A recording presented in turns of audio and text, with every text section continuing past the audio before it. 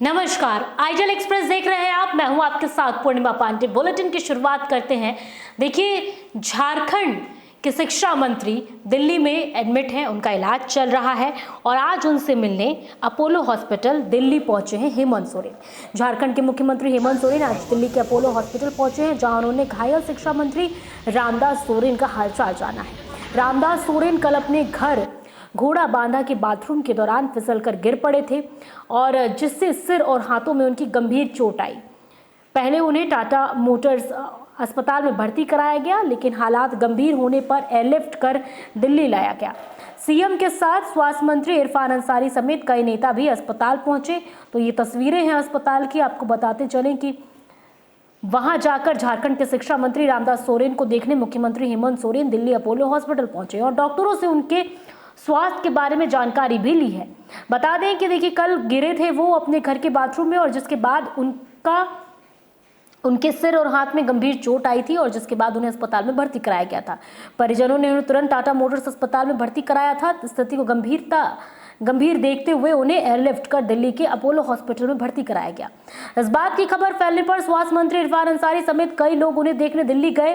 वहीं झारखंड के मुख्यमंत्री हेमंत सोरेन भी देखिए अपोलो हॉस्पिटल में उन्हें देखने पहुंचे और चिकित्सकों से रामदास सोरेन के स्वास्थ्य स्थिति की जानकारी ली, साथ ही उनके स्वास्थ्य की कामना भी की। तो ये तस्वीरें हैं हेमंत सोरेन की, दिल्ली से सीधी ये तस्वीरें, जहां पर देखिए अस्पताल में रामदास सोरेन से हेमंत सोरेन मिलने के लिए पहुंचे हैं। अस्पताल में स्थिति उनकी गंभीर बनी हुई है।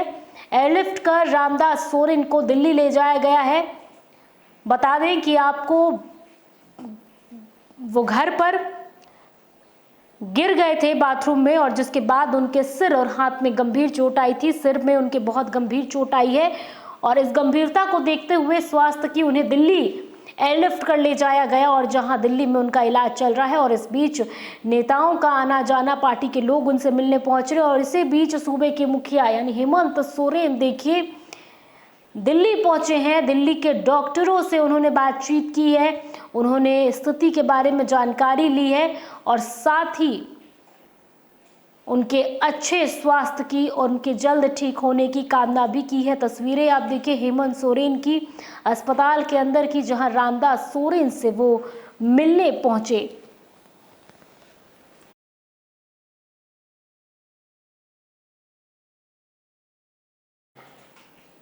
देखिए, अगली खबर की ओर बढ़ते हैं। 30 साल बाद मनोज तिवारी कांवड़ यात्रा पर निकले हैं और इस बीच उनके साथ सांसद निशिकांत दुबे भी साथ नजर आए। दोनों सांसद एक साथ 30 साल बाद भोजपुरी स्टार और भाजपा सांसद मनोज तिवारी ने कांवड़ यात्रा शुरू की है। सुल्तानगंज से जल लेकर वो 108 किलोमीटर की पद यात्रा पर निकले हैं।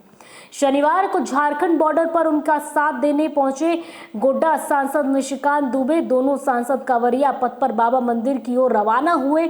मनोज तिवारी ने इस यात्रा को देश की खुशहाली और पीएम मोदी को और शक्ति मिलने की प्रार्थना बताया है।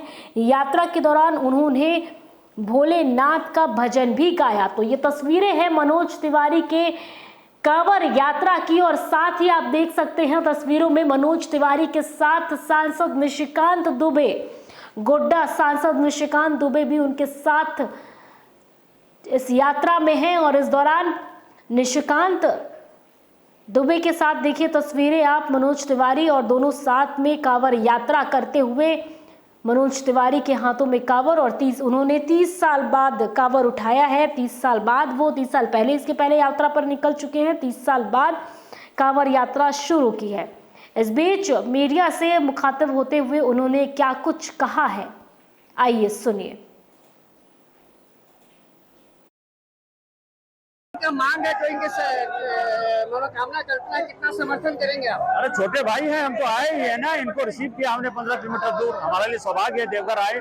आप जहाँ खड़े हैं अभी, यहाँ प्रवेश किया इन्होंने देवघर की सीमा में और ये दोनों काम हम दोनों भाई मिलकर करेंगे। किस तरह की व्यवस्था है? व्यवस्था अच्छी है, यहाँ कोई राजनीति नहीं। संकल्प देश की खुशहाली है, सेना शक्तिशाली हो, सेना का शौर्य बढ़े, नरेंद्र मोदी जी की सेवा शक्ति, सेवा विस्तार हो, और मन में बहुत सारी बात है, भोले बाबा को बताना थोड़ी पड़ता है, वो तो समझ लेते हैं।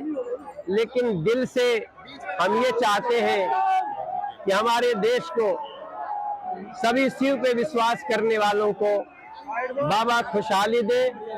जो कांवड़ को बदनाम कर रहे हैं उन लोगों को बोलना चाहता हूँ, बड़े बड़े लोग, बड़े वीआईपी लोग भी कांवड़ यात्रा करते हैं। अगर आपको कांवड़ को समझना है तो एक बार कांवड़िया बन के देखिए। कई लोग, राजनीतिक लोग कांवड़ को हल्के में लेना चाहते हैं, उनको डिमोरलाइज करना चाहते हैं।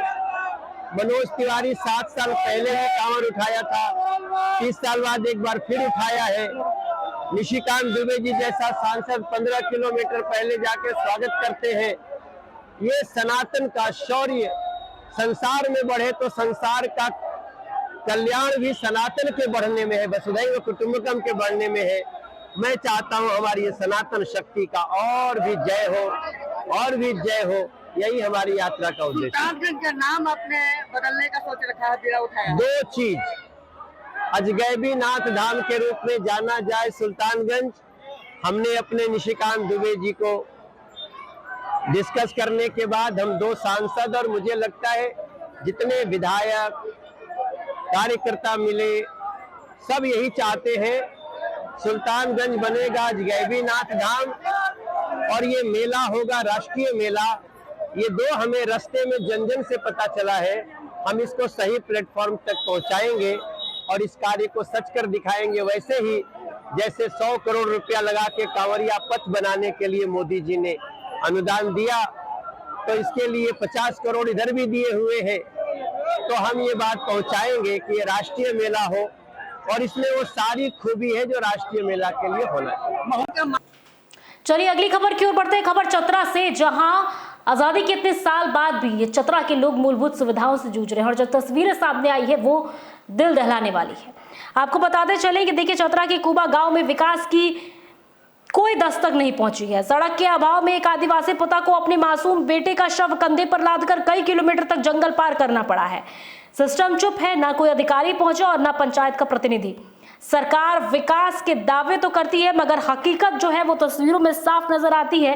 हकीकत यहाँ की पगडंडी पर घिसती नजर आ रही है। और ये तस्वीरें देखिए, बेहद दिल दहलाने वाली तस्वीर है, जहां पर एक पिता अपने मासूम बेटे का शव कंधे पर लेकर जा रहा है। ना यहाँ पर सड़क है, ना किसी प्रकार के वाहन की सुविधा, ना एम्बुलेंस की सुविधा। और ऐसे में आप देख सकते हैं कि चतरा में किस प्रकार लोगों की स्थिति है। विकास सिर्फ और सिर्फ केवल पन्नों पर, सिर्फ वादों पर है। धरातल पर विकास की तस्वीरें ये चतरा से सामने आ रही है, जहां पर एक पिता अपने मासूम बेटे का शव कंधे पर लाद कर लेकर जा रहे हैं। तो चतरा से ये तस्वीरें। और इसी खबर पर अधिक जानकारी के साथ हमारे सहयोगी सुनील जो हैं वो फोन लाइन पर जुड़ गए हैं। सुनील, बेहद ही दर्दनाक तस्वीर और सवाल खड़ा करने वाला तस्वीर चतरा से जो सामने आई है कि स्वास्थ्य व्यवस्था जो यहाँ पर है उसकी धज्जियां उड़ती इस तस्वीरों में साफ नजर आ रही है कि किस प्रकार एक पिता अपने मासूम से बेटे को कंधे पर ले जाने को मजबूर है। सुनील जी पूर्णिमा, मैं बता दूं, यह विकास को नंगा करने का यह तस्वीर है।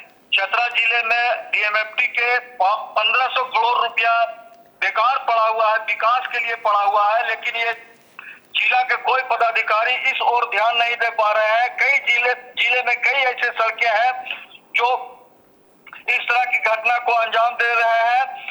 कई लोग अभी 100 को जो है कंधे पे ले जा रहे हैं, कई लोग 100 को बांस के सहारे अपने गंतव्य स्थान तक ले जा रहे हैं। थाना और कोर्ट कचहरी जाने में भी उनकी परेशानियां होती है। विकास का आलम यह है कि यहाँ पे 1500 करोड़ जी 1500 करोड़ रुपया डीएमएफटी फंड का यहाँ पड़ा हुआ है और विकास नहीं हो पाना, ये किसका लापरवाही है आप देख सकते हैं। पूर्णिमा, क्या ये जो तस्वीर सामने निकल कर आ रही है सुनील, कि जिस प्रकार से एक पिता अपने बेटे के शव को कंधे पे लाद कर ले जाने को मजबूर है, और तस्वीरें देखिए अब बिल्कुल साफ है। क्या इस तस्वीर के सामने आने के बाद किसी प्रकार की हलचल नजर आई? क्या इस पर किसी प्रकार का बयान या गतिविधि देखने को मिली प्रशासन की ओर से? जी जिला प्रशासन की ओर से कुछ अभी तक पहल नहीं किया गया है, लेकिन हाँ जो जनप्रतिनिधि है उनकी आंखें खुली है, वे अपने जो जिला के पदाधिकारी है उनके पास जा करके वे चाह रहे हैं कि इस सड़क को निर्माण कराया जाए। पूर्णिमा जी सुनील, धन्यवाद आपका हमसे जुड़ने के लिए और तमाम जानकारियों को हम तक साझा करने के लिए। जो चतरा से ये तस्वीरें देखिए, दिल दहलाने वाली बेहद ये तस्वीरें हैं जिसमें एक पिता अपने मासूम बच्चे को कंधे पर ले जाने को मजबूर है। जहां आप एक तरफ आप देखते हैं कि कितने सारे वादे किए जाते हैं, बड़े बड़े वादे किए जाते हैं, बड़े वादे तो दूर, यहाँ पर मूलभूत सुविधा भी जनता के दरवाजे तक नहीं पहुंची है। सड़क सुविधा, एक बेसिक आप कह लें मूलभूत सुविधा जिसे हम कहते हैं, वो भी यहाँ के लोगों को नहीं मिला है। और ये तस्वीरें हैं, ये एक तस्वीर एक प्रकार का आईना है कि किस प्रकार वादे बज़ुबानी वादे होते हैं और धरातल पर तस्वीर कुछ और नजर आती है। और जिसके बाद देखिए, फिलहाल अभी इस तस्वीर के सामने आने के बाद किसी प्रकार का कोई एक्शन, प्रशासनिक रूप से किसी प्रकार का बयान अभी सामने नहीं आया है। अब देखने वाली बात होगी कि आखिरकार इस पूरे मामले में तस्वीर सामने आने के बाद क्या कुछ एक्शन लिया जाता है। क्या यहाँ के लोगों को जिन चीज़ों से, मूलभूत सुविधाओं से ये गुजर रहे हैं, जिससे ये जो सुविधाएं इन तक नहीं पहुँच रही हैं, इसे कब तक दूर किया जाता है। हालांकि ये आने वाला वक्त ही बताएगा। ये देखने वाली बात होगी कि आखिरकार इस पूरे मामले में क्या कुछ एक्शन लिया जाता है। फिलहाल ये तस्वीर चतरा की, जहां पर एक पिता अपने मासूम बेटे के शव को कंधे पर ले जाने को मजबूर है और ऐसे में ये सब तस्वीरें कई सवाल खड़े कर रहे हैं।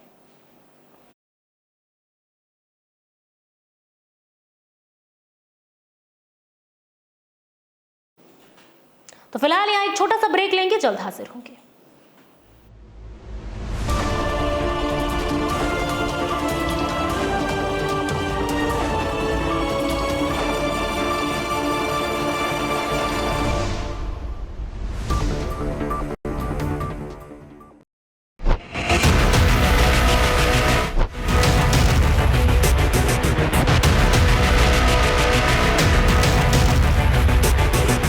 अगर सत्ता से सवाल पूछना बगावत है तो हाँ, मैं बागी हूं। अगर सच्चाई दिखाना गुनाह है तो हाँ, मैं गुनहगार हूं।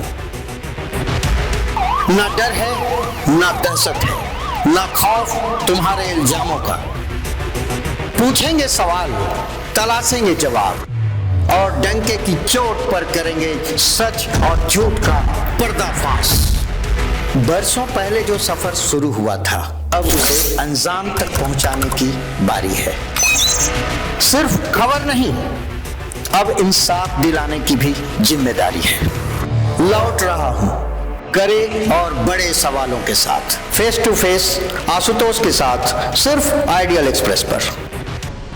बदलते समय के बीच खबरों की दुनिया में आइडियल एक्सप्रेस की एंट्री। खबरों से बनाएंगे अपनी पहचान और रखेंगे निष्पक्ष पत्रकारिता की मिसाल। शानदार टीम, धारदार रिपोर्टिंग, लाइव कवरेज और सटीक विश्लेषण। बिरसा का उलगुलान दिखाएंगे और बुध की धरती पर बढ़ते जुर्म की दास्तां बताएंगे। बंगाल से लेकर सिक्किम और यूपी से लेकर उत्तराखंड की हर छोटी बड़ी खबर से रूबरू कराएंगे। विकास के नाम पर हो रही धांधली बताएंगे और गांव ज्वार से निकलने वाली उम्मीद की किरण दिखाएंगे। सिर्फ पत्रकार नहीं, परिवार की तरह आपका साथ निभाएंगे। हम आइडियल एक्सप्रेस हैं, सच की तह तक जाएंगे।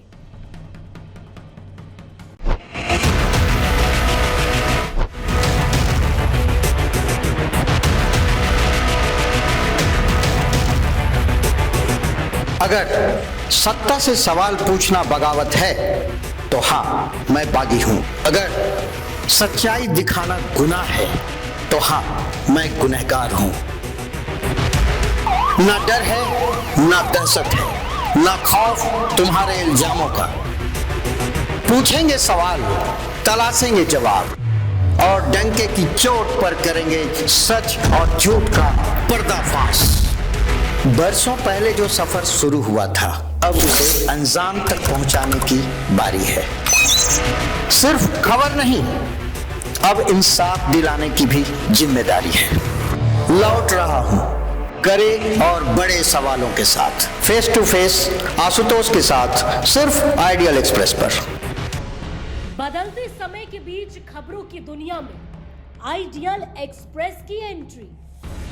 खबरों से बनाएंगे अपनी पहचान और रखेंगे निष्पक्ष पत्रकारिता की मिसाल। शानदार टीम, धारदार रिपोर्टिंग, लाइव कवरेज और सटीक विश्लेषण। बिरसा का उलगुलान दिखाएंगे और बुद्ध की धरती पर बढ़ते जुर्म की दास्तां बताएंगे। बंगाल से लेकर सिक्किम और यूपी से लेकर उत्तराखंड की हर छोटी बड़ी खबर से रूबरू कराएंगे। विकास के नाम पर हो रही धांधली बताएंगे और गांव ज्वार से निकलने वाली उम्मीद की किरण दिखाएंगे। सिर्फ पत्रकार नहीं, परिवार की तरह आपका साथ निभाएंगे। हम आइडियल एक्सप्रेस हैं, सच की तह तक जाएंगे।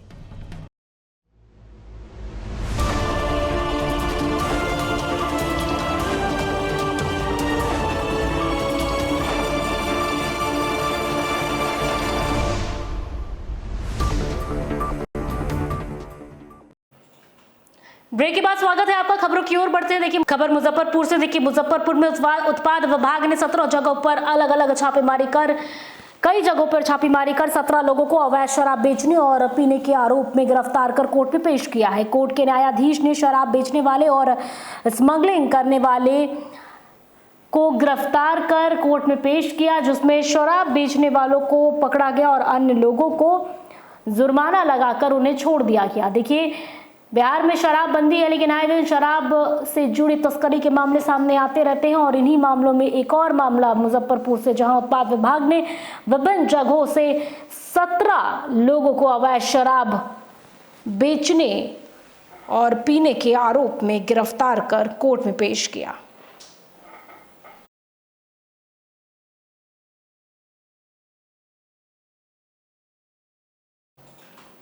अगली खबर की ओर बढ़ते हैं, जहां मुजफ्फरपुर इनर व्हील क्लब में देखिए एक समारोह का आयोजन किया गया। सावन मिलन समारोह का आयोजन किया गया है, जिसमें मेहंदी नृत्य, गायन, परिधान और श्रृंगार प्रतियोगिता का आयोजन किया गया है। इस आयोजन में लगभग 50 महिलाओं ने भाग लिया।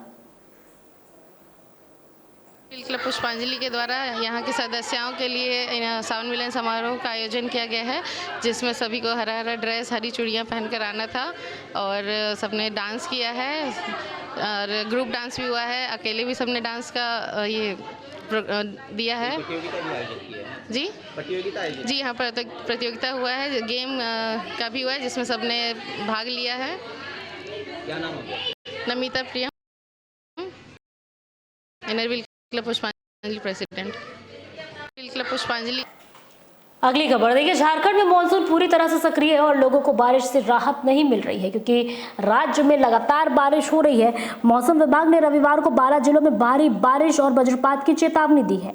गिरिडीह, देवघर, धनबाद, दुमका, गोड्डा समेत जिलों में येलो अलर्ट भी जारी किया गया है। बंगाल, बिहार में सक्रिय चक्रवात का असर झारखंड पर भी दिख रहा है और ऐसे में देखिए लगातार यहाँ पे बारिश हो रही है। राजधानी रांची में बारिश की पूरी संभावनाएं हैं। 12 जिलों में बारिश और वज्रपात की चेतावनी जारी की गई है। तो झारखंड में देखिए राज्य में मानसून पूरी तरह से सक्रिय और ऐसे में भारी बारिश और वज्रपात को लेकर चेतावनी भी जारी की गई है। बता दें कि गिरिडीह, देवघर, धनबाद, दुमका, गोड्डा समेत कई जिलों में येलो अलर्ट जारी किया गया है।